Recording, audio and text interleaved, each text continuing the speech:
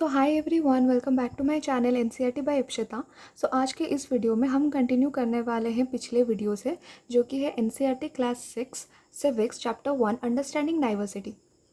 सो आज हम पढ़ने वाले हैं diversity in India.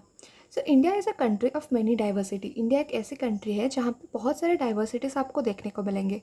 We have different languages, करीबन 1600 लैंग्वेजेस है जो कि इंडिया में बोले जाते हैं। We have various types of food, बहुत सारे तरीके का फूड भी हमको ट्राई करने को मिल जाएगा इंडिया में।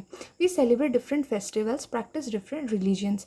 हमारे यहाँ बहुत सारे अलग अलग तरीके का फेस्टिवल्स मनाया जाता है और हम अलग अलग रिलीजन्स को भी फॉलो करते हैं।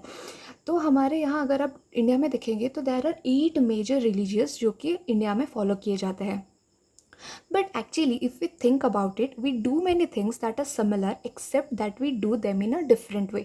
तो इसका मतलब ये होता है कि अगर आप अच्छे से देखो, क्लोजली इसको अगर आप स्टडी करो, तो आपको ये पता चलेगा कि हम सब इंडिया के जितने भी इंडियंस होते हैं, हम सब क्या करते हैं, हम सब सिमिलर चीज़ें ही करते हैं, बस उसको डिफरेंट वेज में करते हैं। इसको मैं अच्छे से और आपको एक्सप्लेन करती हूँ। For example marriages right. तो हम क्या करते हैं, हम सब मैरिज करते हैं, हमारे फैमिलीज़ में भी मैरिजेस होती है। तो आप ये देखे होंगे, कोई कोई होते हैं जो कि चर्च में मैरिज करते हैं, कोई कोई होते हैं वो मंदिर में मैरिज करते हैं, कोई कोई 7 फेरे लेके मैरिज करते हैं, कोई कोर्ट में मैरिज करते हैं। तो वो सब मैरिज ही तो कर रहे हैं ना, बस उनका डिफरेंट अलग अलग वेज़ है, डिफरेंट वेज़ है उनका। तो यही इसका बोला जा रहा है, वही बोला जा रहा है कि वो सब सिमिलर चीज़ें करते हैं, बस अलग अलग वेज़ में करते हैं। So this is about diversity in India. How do we explain diversity?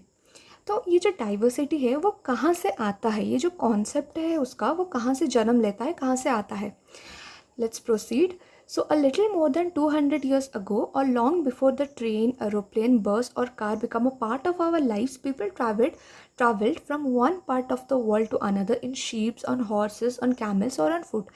यहाँ पे ये बोला जा रहा है कि अगर आप 200 साल पहले चले जाओ, तो उसके पहले भी अगर चले जाओ, तो there are trains, there are aeroplanes, bus, car, इसमें हम ट्रैवल करते थे। लेकिन आप अगर और भी ज़्यादा पुराने टाइम पे चले जाओ, तो वहाँ पे क्या होता था ना, वहाँ पे ये सब चीज़ें नहीं थी उस एरा में, उस टाइम में। ना ही वहाँ पे ट्रेन्स, ना ही वहाँ पे एरोप्लेन्स, वहाँ पे कुछ नहीं था। तो लोग क्या करते थे वहाँ पे, ना शीप्स, हॉर्सेस, इन सारी चीज़ों में वो लोग क्या करते थे, ट्रैवल करते थे, राइट। उसके बाद often they went in search of new lands और new places to settle in. तो वो क्यों ट्रैवल करते थे? क्योंकि उनको कुछ जगह चाहिए था वहाँ पे सेटल होने के लिए और वहाँ पे बिज़नेस करने के लिए। तो बिज़नेस करने का मतलब है, जैसे कि अगर आपने पढ़ा होगा हिस्ट्री, तो वहाँ पे अर्ली ह्यूमंस के बारे में आपको पता होगा कि वो लोग क्या करते थे, एक जगह से दूसरी जगह ट्रैवल करते थे। क्यों ट्रैवल करते थे? क्योंकि जस्ट फॉर एग्जांपल आप सोच लीजिए, यहाँ पे कोई फैमिली रह रहा है, तो यहाँ पे क्या हुआ, यहाँ पे फ्लड आ जाता है, ठीक है। तो वो लोग क्या करेंगे, वो अभी यहाँ पे नहीं रह सकते, उनको और एक दूसरी जगह जाना पड़ेगा। तो वो क्या करेंगे, और एक जगह मूव करते थे। तो इसीलिए क्या करते थे ना, वहाँ पे लोग एक जगह से दूसरी जगह मूव करते थे।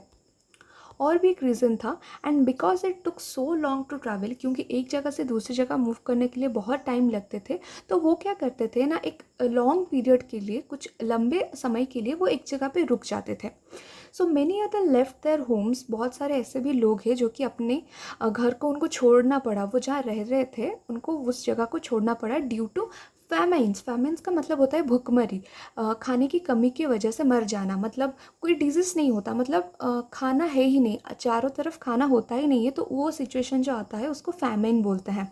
और ड्रॉट का मतलब ये होता है कि सूखा पड़ जाना, बारिश ना होने की वजह से सूखा पड़ जाता है, उसी को ड्रॉट कहते हैं। तो इसी वजह से क्या कर रहे हैं ना, लोग एक जगह से दूसरी जगह से मूव कर रहे थे। तो क्योंकि ये सब सिचुएशंस आते थे, तो लोग क्या करते थे ना, some went in search of work. क्योंकि खाना नहीं मिल रहा है, तो वो लोग क्या करते थे, एक जगह से दूसरी जगह को जाते थे खाने के सर्च में या फिर काम की तलाश में, ऐसे। और कुछ कुछ क्या करते थे, वॉर करते थे। वॉर मतलब एकदम से ये से नहीं, मतलब किसी का होता है ना, कोई एक बंदा है अगर, तो और एक बंदा है, तो इसके पास कुछ कैटल है या फिर कुछ खाने को है, तो ये इससे वॉर करता था और उसका खाना छीन लेता था, ऐसा भी कुछ लोग करते थे। So sometimes as they began to make their homes in new places, people began to change a little, and at other times they managed to do things in the old ways. तो क्योंकि लोगों ने क्या किया, एक पुराने पुराने जगह से जाके उन्होंने क्या किया, पुराने जगह से जाके नए जगह में उन्होंने अपना घर बनाया, तो इसीलिए वो क्या करते थे, नए नए चीज़ों को वो ट्राई करते थे। जैसे कि आपने अगर पढ़ा होगा, अर्ली ह्यूमन्स होते थे, क्या करते थे वो ना, वो एक ओल्ड टूल इस्तेमाल करते थे। वो पहले क्या करते थे ना, बड़े बड़े ऐसे पत्थर यूज़ करते थे, तो उसको वो टूल बनाते थे। पर जैसे ही टाइम के साथ, टाइम के फ्रेम आते के साथ, टाइम के आगे चलने के साथ, वो क्या करते हैं ना, उनके जो टूल्स को वो छोटे कर देते हैं, नए नए टूल्स वो यूज़ करते हैं। एग्जैक्टली वो सेम टाइम में एग्जैक्टली वो सेम ही चीज़ें हैं। वो क्या करते हैं कि नए चीज़ों को वो ट्राई करते हैं, उसके साथ वो पुरानी चीज़ों को छोड़ते भी नहीं थे। तो वही यहाँ पे बोला गया है कि लोग क्या करते थे, जैसे ही उनको एक जगह से दूसरी जगह जाना पड़ता था, इसीलिए वो क्या करते थे, मैनेज करते थे कुछ चीज़ों को नए तरीके से यूज़ करके। तो इसका मतलब ये नहीं है कि वो अपना ओल्ड वे जो है वो उसको भूल जाते थे। तो ऐसा था।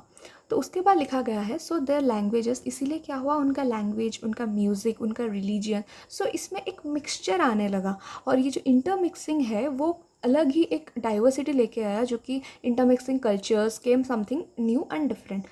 तो फॉर एग्जांपल आप सोच लीजिए, यहाँ पे है तमिलनाडु, राइट, यहाँ पे तमिलनाडु है और यहाँ पे असम है।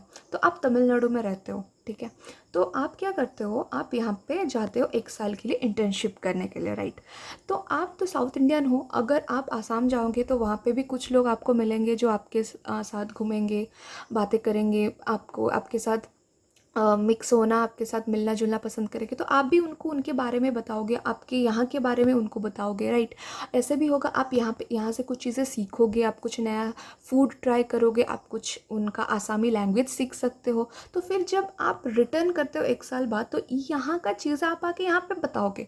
तो ये क्या हुआ, ये एक इंटरमिक्सिंग ऑफ कल्चर हुआ, right. Exactly the same thing was happen there. तो वहाँ पे क्या होता है ना, वो लोग क्या करते हैं, ऐसे कुछ ऐसे ट्रेड करते करते एक जगह से दूसरी जगह पे मूव करते करते उनका एक कल्चर का इंटरमिक्सिंग होता है, जो कि एक नए और डिफरेंट तरीके से सामने आता है। सो आई होप कि आपको यहाँ तक समझ में आया होगा। So the history of many places shows us how many different culture influences have help to shape life and culture there. Thus regions become very diverse because of their unique histories. तो यहाँ पे ये बहुत बताया गया है कि एक जो जगह है, फॉर एग्जाम्पल आप सोच लीजिए, एक जगह है बिहार, राइट। बिहार है एक जगह। तो आप सोच लीजिए कि बिहार फेमस क्यों है।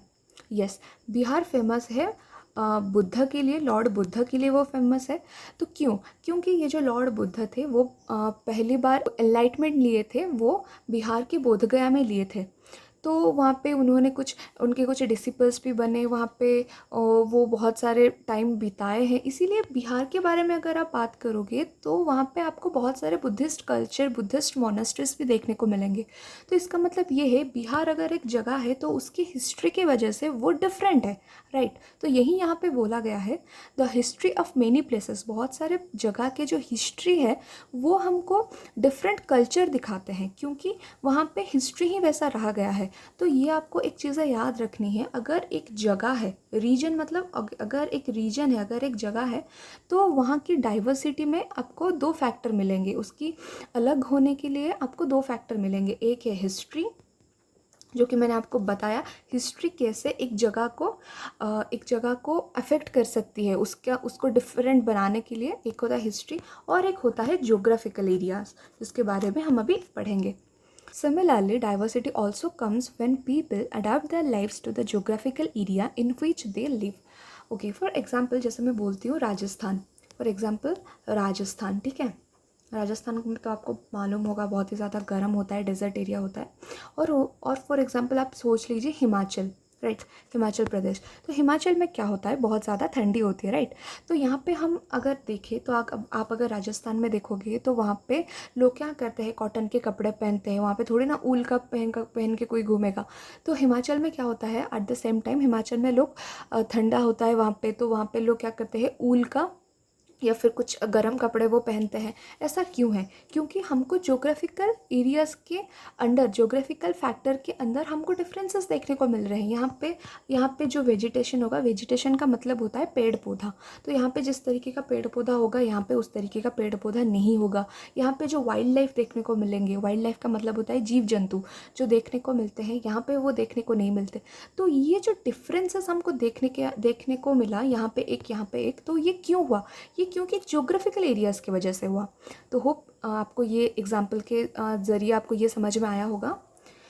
हम इतना तक क्या पढ़ें, हमारा कहने का ये मतलब था, जो डाइवर्सिटी होती है, जो डिफरेंसेस होता है, वो दो फैक्टर्स में डिवाइड होता है। पहला तो होता है हिस्ट्री और दूसरा होता है जियोग्राफी। हिस्ट्री तो मैंने आपको बताया। तो एक जगह का जो डाइवर्सिटी होता है वो कहीं ना कहीं डिपेंड करता है उसके हिस्ट्री के ऊपर, और कहीं ना कहीं डिपेंड करता है उसका ज्योग्राफिकल एरियाज़ के ऊपर। So this completes the diversity thing. So let's proceed. So not only do people have different clothing and eating habits, but even the kinds of what they doing are also different. तो ऐसा नहीं कि बस लोग अलग अलग खाना खाते हैं, अलग अलग पहनते हैं चीज़ें, ऐसे नहीं, वो अलग अलग तरीके का काम भी करते हैं। जैसे कि अगर आप सिटीज़ में देखें तो आपको ऐसा देखने को मिलेगा कि लोग फिज़िकल सराउंडिंग में रहते हैं, वो फिज़िकल सराउंडिंग में टाइड होकर रहते हैं। मतलब वो क्या करते हैं, आप अगर सिटीज़ में, अर्बन एरियाज़ में अगर आप देखो तो वहाँ पे लोग ज़्यादातर क्या करते हैं, घुलते मिलते हैं, मतलब वो खेती नहीं कर सकते, राइट। लेकिन अगर आप एट द सेम टाइम अगर आप रूरल एरियाज़ में देखते हो तो वो लोग क्या करते हैं, वो डिपेंड नहीं होते ज़्यादातर किसी के ऊपर। वो लोग खुद खेती करते हैं, खुद कमाते हैं, खुद खाते हैं, राइट। यहाँ पे वही बोला गया है। सिटीज़ के बारे में अगर आप देखोगे तो people seldom grow their own villages and grain. तो बिकॉज सिटी में क्या होता है कि लोग क्या करते हैं, अपने आप वेजिटेबल और ग्रेन को वो ग्रो नहीं कर सकते, इसीलिए वो क्या करते हैं, डिपेंड होके रहते हैं market to buy all the foods and other goods that they need. तो इसीलिए वो क्या करते हैं, मार्केट के ऊपर डिपेंड होके रहते हैं, क्योंकि उनको गुड्स चाहिए और ऐसे भी कोई चीज़ें चाहिए जिसके ऊपर वो निर्भर कर सके। आगे बढ़ते हैं। So let us try to understand what we mean when we say that historical and geographical factors influence the diversity of a region. तो चलिए यहाँ पे ये बताया गया है कि आपको एक एग्जाम्पल के माध्यम से आपको ये समझाया जाएगा कि एक्चुअली डाइवर्सिटी होता क्या है, मतलब डाइवर्सिटी को हिस्टोरिकल एंड ज्योग्राफिकल फैक्टर्स कैसे इन्फ्लुएंस करते हैं। तो यहाँ पे दो जगह का आपको लिया गया है एग्जाम्पल, एक है केरला और एक है लद्दाख। तो चलिए केरला और लद्दाख के बारे में पढ़ते हैं। पहले हम इन दोनों को अच्छे से मैप में देख लेते हैं, फिर पढ़ते हैं केरला और लद्दाख के बारे में। ये है हमारा इंडिया का मैप। तो हमको देखना है लद्दाख और केरला, राइट। चलिए देखते हैं। ये है हमारा लद्दाख, ये हमारा नॉर्दर्न साइड में है लद्दाख। आप देख सकते हो ये जो ग्रीन कलर का है एकदम से, ये पार्ट है, ये जो पार्ट है ये है लद्दाख। अभी हम देखते हैं केरला को। तो केरला है हमारा सदर्न मोस्ट पार्ट में इंडिया में। ये देखिए यहाँ पे है केरला, तो यहाँ पे ये जो पार्ट है ये है केरला, राइट। चलिए वीडियो देखते हैं। Ladakh is a desert in the mountains in the east of Jammu Kashmir. तो जम्मू कश्मीर जो है उसके ईस्ट में होता है हमारा लद्दाख। तो मैं आपको डायरेक्शन का थोड़ा बता देती हूँ। तो ये है हमारा नॉर्थ, ये है साउथ, ओके, ये है ईस्ट और वे है वेस्ट, ओके। ये है डायरेक्शंस, ये हमारा मेजर 4 डायरेक्शंस।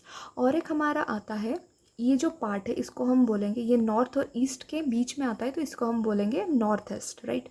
इसको भी हम ऐसे बोलेंगे साउथ ईस्ट, इसको बोलेंगे साउथ वेस्ट और इसको बोलेंगे नॉर्थ वेस्ट। होप आपको डायरेक्शन का समझ में आ गया। तो लद्दाख जो है वो क्या है, जम्मू कश्मीर के ईस्ट में है। फॉर एग्ज़ाम्पल ये है जम्मू कश्मीर, तो ये है समझ लीजिए ये है आपका जम्मू कश्मीर। तो जम्मू कश्मीर के ईस्ट में मतलब इस तरह, तो इस तरह है हमारा यहाँ पे लद्दाख, राइट। आगे चलते हैं। Very little agriculture is possible here since this region does not receive any rain and is covered in snow for a large part of the year. तो यहाँ पे क्या होता है ना, बहुत कम यहाँ पे बारिश होता है और ज़्यादातर क्या होता है यहाँ पे उतना आपको वेजिटेशन देखने को नहीं मिलता है, क्योंकि चारों तरफ हमेशा यहाँ पे बर्फ़ ढकी रहती है।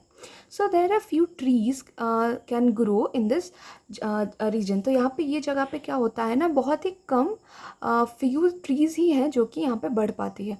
और for drinking water people depend on the melting snow during summer months. तो समर के महीने में लोग पानी के लिए क्या करते हैं, जो स्नो होता है वो मेल्ट होता है, तभी जाके लोगों को पीने का पानी मिलता है। तो लद्दाख एक ऐसी जगह है। So people here keep sheep and goats. तो यहाँ के जो लोग हैं वो क्या करते हैं, शिप्स और गोट्स को पालते हैं। तो goats in this region are special because they produce pashmina wool. ये जो पश्मीना ऊल है ये क्या होता है ना, ये एक बहुत ही खास वेदर में, एक खास क्लाइमेट में जो पाए जाते हैं शिप्स और गोट्स, उनमें ये पश्मीना ऊल मिलता है। तो लद्दाख में जो शिप्स और गोट्स मिलते हैं उनके उनके जो स्किन में यही पश्मीना ऊल मिलता है।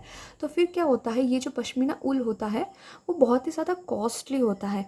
फिर इसको क्या करते हैं, वहाँ के लोग उसको रियर करते हैं, केयरफुली उसको रियर करते हैं, फिर कलेक्ट करते हैं, फिर क्या करते हैं, कश्मीर के जो ट्रेडर्स हैं उनको वो दे देते हैं। यहाँ वही लिखा गया है, so this sell this to traders from Kashmir. Kashmir के जो ट्रेडर्स हैं वो उनको बेच देते हैं लद्दाख के लोग।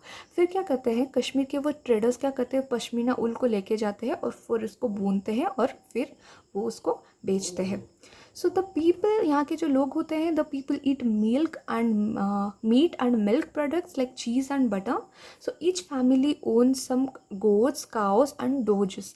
सो इसका मतलब होता है याक काउ। याक काउ मतलब आपको पता होगा, मतलब याक आपने देखा होगा, याक का जो फीमेल वर्जन होता है, जो याक काउ उसको बोलते हैं, उसको डोजस भी बोलते हैं। और क्या देखा जाता है, काउ। यहाँ पे लोग काउ, गोट्स इन सबको मतलब ओन करते हैं, right. So being a desert did not mean that Ladakh did not attract its share of traders.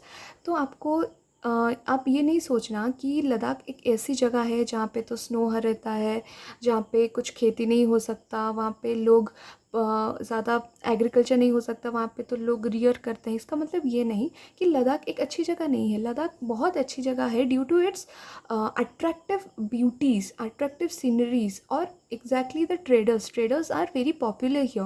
It was considered a good trade route as it had many passes through which caravans travel to what is today called Tibet.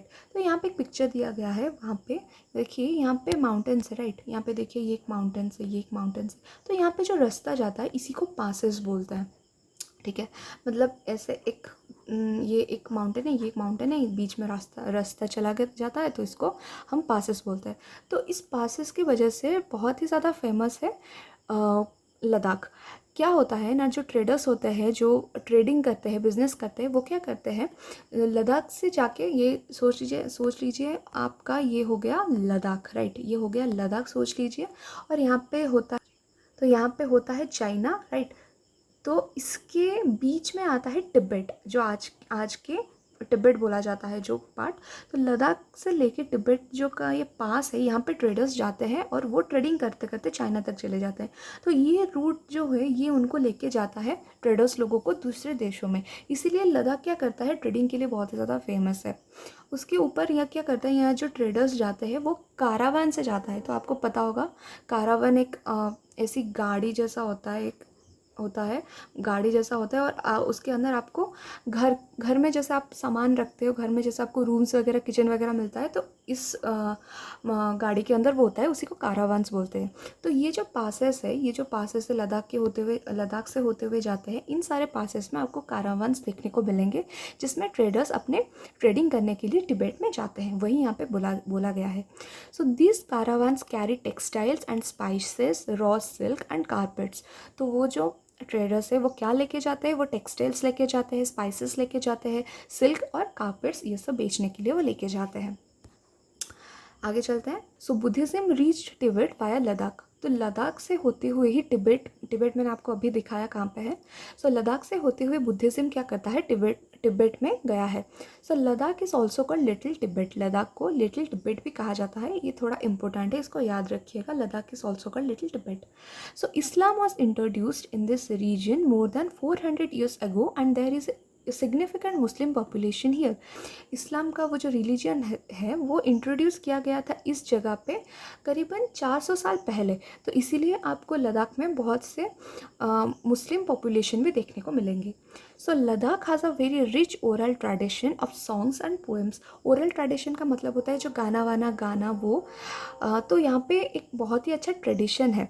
तो जो local version of Tibetan national epic है जिसको हम केसर saga बोलते हैं, तो वो यहाँ पे परफॉर्म किया जाता है bye Muslims and Buddhist both. तो ये था लद्दाख के बारे में कुछ इंटरेस्टिंग बातें। तो अभी चलते हैं केरला की तरफ। केरला में क्या होता है, Kerala is a state in southern west corner of India. जैसे कि मैंने आपको दिखाया अभी केरला कहाँ पे है, वो एकदम से सदर्न पार्ट में है इंडिया के। So it is surrounded by the sea on one side and hills on the other side. चलिए मैं आपको और एक बार मैप में दिखा देती हूँ। तो ये है हमारा केरला।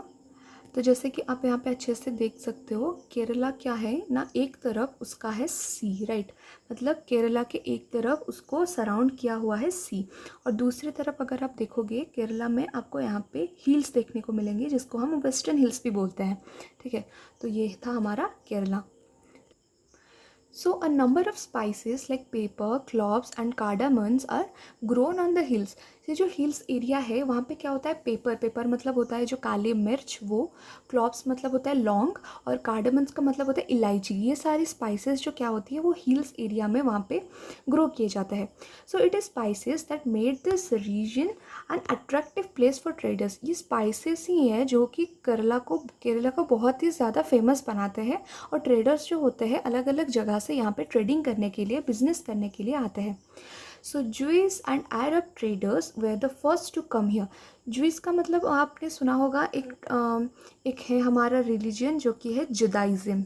आपने अगर इज़राइल वगैरह कंट्री के बारे में सुना होगा तो वहाँ पे मेजर ये रिलीजन आपको मिलेगा।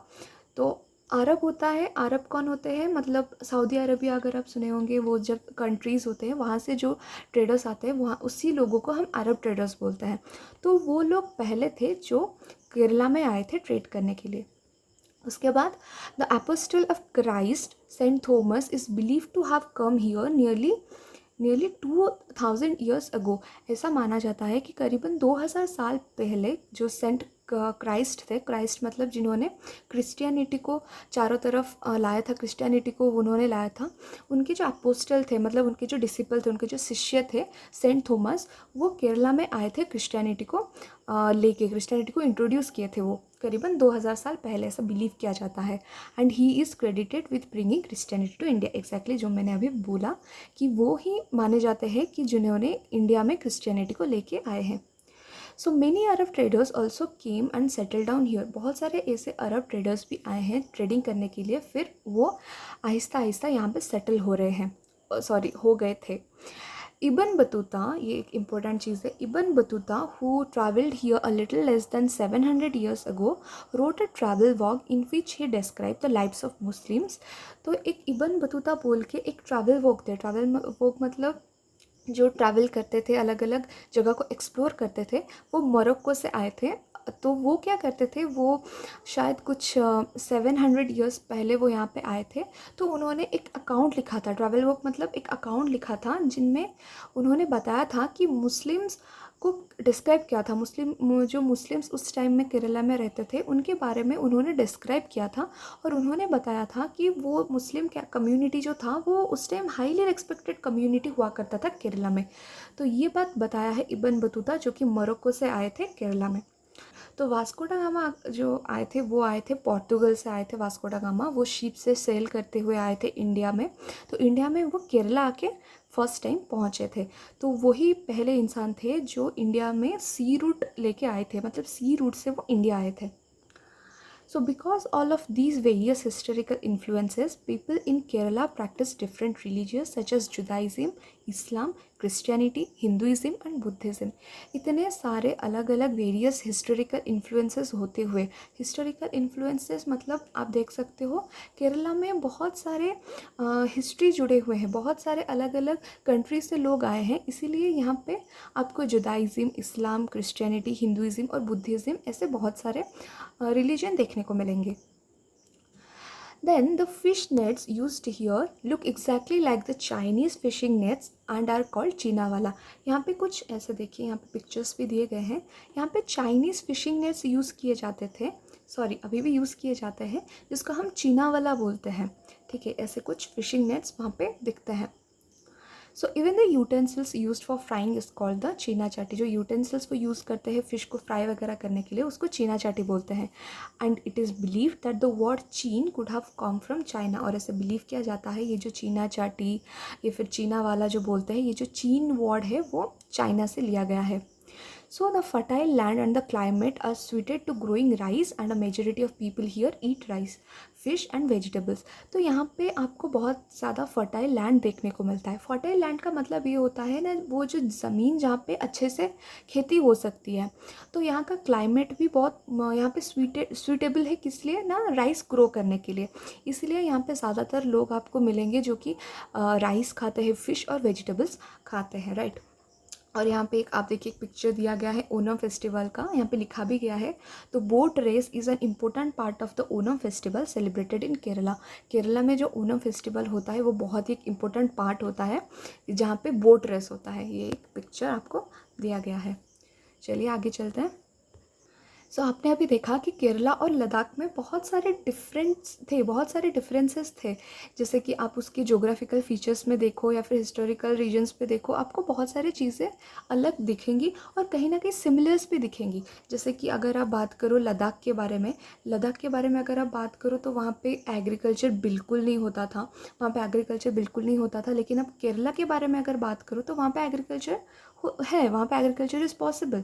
तो अगर हम लद्दाख के बारे में बात करें, वहाँ पे लोग क्या करते हैं, यहाँ पे डिफरेंट आपको प्रोफेशन देखने को मिलेगा। जैसे कि यहाँ पे लद्दाख में लोग रियरिंग करते हैं, हर्डिंग करते हैं, लेकिन केरला में आपको फ़िशिंग करते हैं या फिर वो एग्रीकल्चर कर सकते हैं। तो ये सारे डिफरेंसेस देखने को मिलेंगे। एट द सेम टाइम आपको कुछ सिमिलरिटीज़ भी देखने को मिलेंगे, जैसे कि हिस्टोरिकल इन्फ्लुएंसेस बहुत है। जैसे कि यहाँ पे भी कुछ ट्रेडर्स आए हैं कुछ ट्रेडिंग करने के लिए। यहाँ पे अलग अलग कंट्रीज से अरब, ज्यूस, ये सारे लोग ट्रेडिंग करने के लिए आए हैं। तो यही यहाँ पे बताया जा रहा है कि बहुत सारे डिसिमिलरिटीज़ होते हुए भी आपको सिमिलरिटीज़ देखने को मिलेंगी। तो ये एक आपको एग्जाम्पल लेके लद्दाख और केरला का यही आपको समझाया जाता है। आगे चलते हैं। नेक्स्ट है यूनिटी इन डाइवर्सिटी।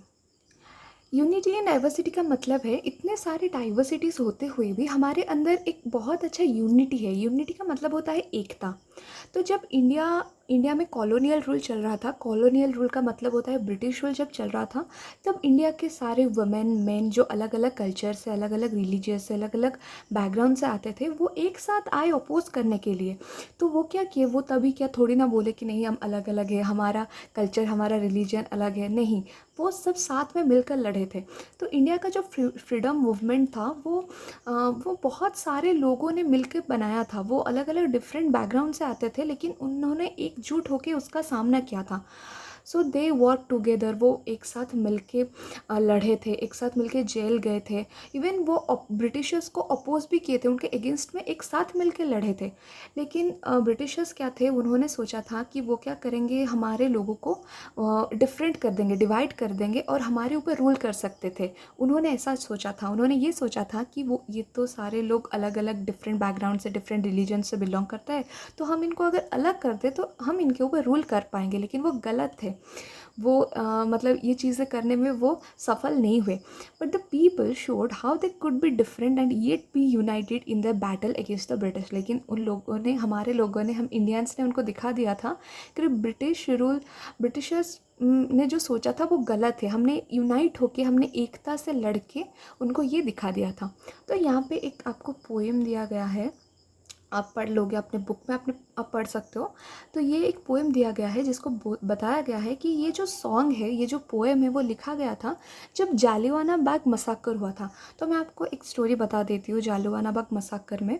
तो जालियानवाला बाग एक जगह का नाम है जो अमृतसर में है।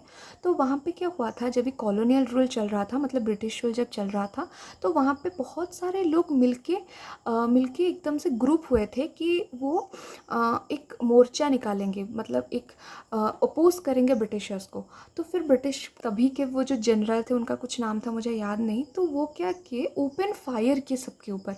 ओपन फायर मतलब वो जो लोग थे वो निहत्थे थे, लेकिन इन लोगों ने, हमारे ब्रिटिशर्स ने क्या किए, उन सारे लोगों के ऊपर एक, वो बोलते हैं ना, आँख बंद करके उन्होंने गोली चलाई। ये तो ये सब जो चीज़ें हुआ था, ये सब चीज़ों को याद करने के लिए, मतलब ये उनके जो लोग मरे थे उनके मेमोरी में, तो ये लोग क्या किए थे, मेमोरी में ये लोग क्या किए थे, एक वो पोएम लिखा गया है, वहीं ये यही ये बोला गया है। तो वो जो मसाकर हुआ था, मसाकर मतलब जितने लोग मरे थे, उनमें मेन थे, मतलब आदमी थे, औरत थे, हिंदू, सिख, मुस्लिम, गरीब, रिच पीपल, बहुत सब थे। तो ये चीज़ जो हुआ था, तो इसका ये एक एग्जाम्पल है जहाँ पे हम लोग एक होके, यूनिटी दिखा के हम लोगों ने ब्रिटिशर्स के खिलाफ लड़ा था। तो यही बताया गया है।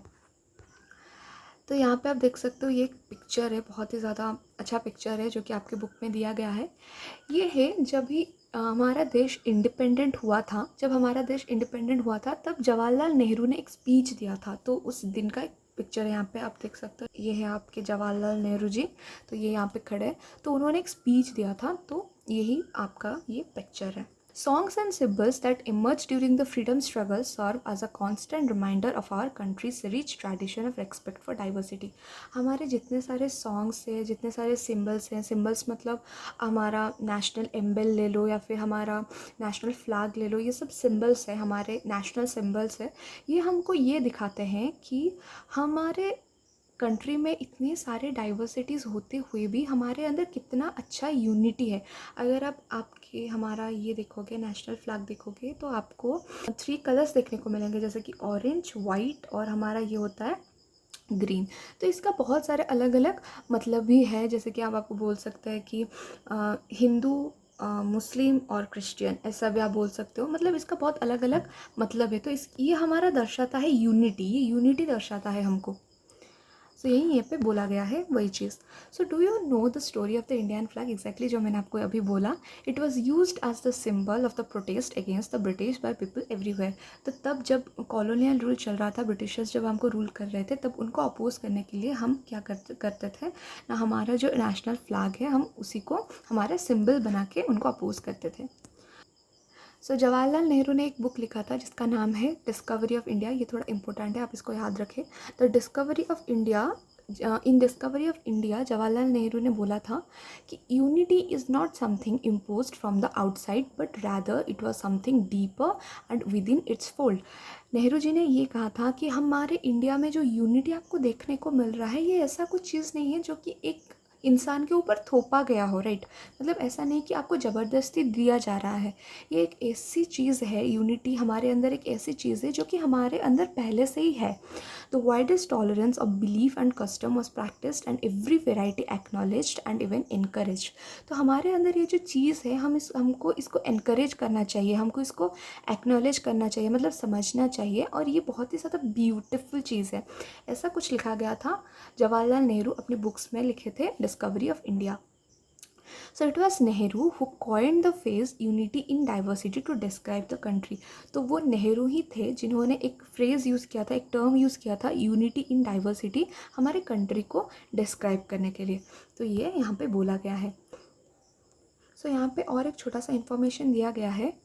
India's national anthem, composed by Rabindranath Tagore, is another expression of the unity of India. India का जो नेशनल एंथम है, जन गण मन अधिनायक जय है, वो कंपोज किया गया है रविंद्रनाथ टैगोर जी के द्वारा। ये दर्शाता है हमारा unity of India. So in what way does the national anthem describe this unity? अभी आप सोच रहे होंगे कि ये नेशनल एंथम कैसे यूनिटी को दर्शा सकता है। आप अगर अच्छे से हमारे नेशनल एंथम को सुनेंगे या पढ़ेंगे तो आपको पता चलेगा वहाँ पे जो जो बोला गया है, लाइक पंजाब, सिंधु, गुजरात, मराठा, द्राविड़, उत्कल, बंगा, ये जो लाइंस लिखे गए हैं, तो इसका मतलब ये है कि हमारा रिलीजन, हमारा बैकग्राउंड, हमारा स्टेट, हाँ हालांकि ये सब अलग अलग हो सकते हैं, लेकिन हमारे अंदर एक यूनिटी देखने को मिलता है, सारे चीज़ें मिलकर इंडिया बनाता है। So at last we can say that we all are Indians. तो अगर आप अच्छे से ये नेशनल एंथम को समझते हो, सुनते हो, तो आपको ये चीज़ पता चल जाएगा। सो ये था हमारा chapter 1 understanding diversity. Finally the chapter is completed, fully completed. तो इसके बाद हम पढ़ेंगे इसके next chapter. So thank you.